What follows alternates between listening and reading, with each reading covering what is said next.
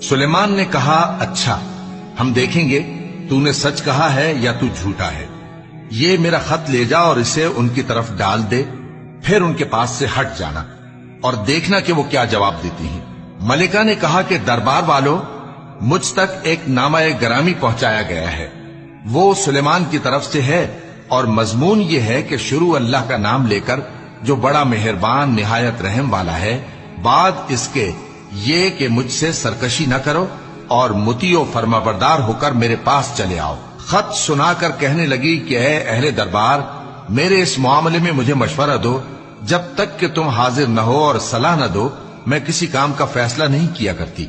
وہ بولے کہ ہم بڑے زوراور اور سخت جنگجو ہیں، اور حکم آپ کے اختیار میں ہے، تو جو حکم دیجیے گا اس کے انجام پر نظر کر لیجیے گا۔ اس نے کہا کہ بادشاہ جب کسی شہر میں داخل ہوتے ہیں تو اس کو تباہ کر دیتے ہیں اور وہاں کے عزت والوں کو ذلیل کر دیا کرتے ہیں، اور اسی طرح یہ بھی کریں گے، اور میں ان کی طرف کچھ تحفہ بھیجتی ہوں اور دیکھتی ہوں کہ قاصد کیا جواب لاتے ہیں۔ پس جب قاصد سلیمان کے پاس پہنچا تو سلیمان نے کہا، کیا تم مجھے مال سے مدد دینا چاہتے ہو؟ سو جو کچھ اللہ نے مجھے عطا فرمایا ہے وہ اس سے کہیں بہتر ہے جو تمہیں دیا ہے۔ حقیقت یہ ہے کہ اپنے تحفے سے تم ہی خوش ہوتے ہوگے۔ ان کے پاس واپس جاؤ، اب ہم ان پر ایسے لشکر لے کر حملہ کریں گے جن کے مقابلے کی ان میں طاقت نہ ہوگی، اور ان کو وہاں سے بے عزت کر کے نکال دیں گے اور وہ ذلیل ہوں گے۔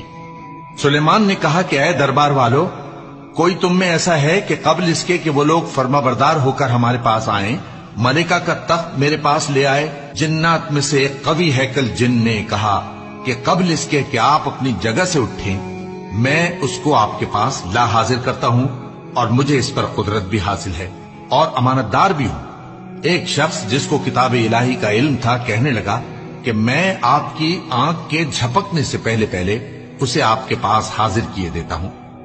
جب سلیمان نے تخت کو اپنے پاس رکھا ہوا دیکھا تو کہا کہ یہ میرے پروردگار کا فضل ہے تاکہ مجھے آزمائے کہ میں شکر کرتا ہوں یا کفران نعمت کرتا ہوں، اور جو شکر کرتا ہے تو اپنے ہی فائدے کے لیے شکر کرتا ہے، اور جو ناشکری کرتا ہے تو میرا پروردگار بے نیاز ہے، کرم کرنے والا ہے۔ سلیمان نے کہا کہ ملکہ کے امتحان عقل کے لیے اس کے تخت کی صورت بدل دو، دیکھیں کہ وہ سوج رکھتی ہے یا ان لوگوں میں سے ہے جو سوج نہیں رکھتے۔ پھر جب وہ آ پہنچی تو پوچھا گیا کہ کیا آپ کا تخت بھی اسی طرح کا ہے؟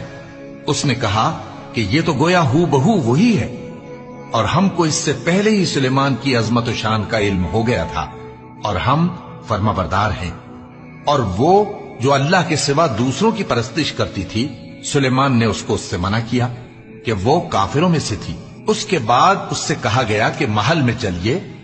جب اس نے اس کے فرش کو دیکھا تو اسے پانی کا حوض سمجھا اور کپڑا اٹھا کر اپنی پنڈلیاں کھول دی۔ سلیمان نے کہا، یہ ایسا محل ہے جس کے نیچے بھی شیشے جڑے ہوئے ہیں۔ وہ بول اٹھی کہ پروردگار، میں اپنے آپ پر ظلم کرتی رہی تھی، اور اب میں سلیمان کے ساتھ اللہ رب العالمین پر ایمان لاتی ہوں۔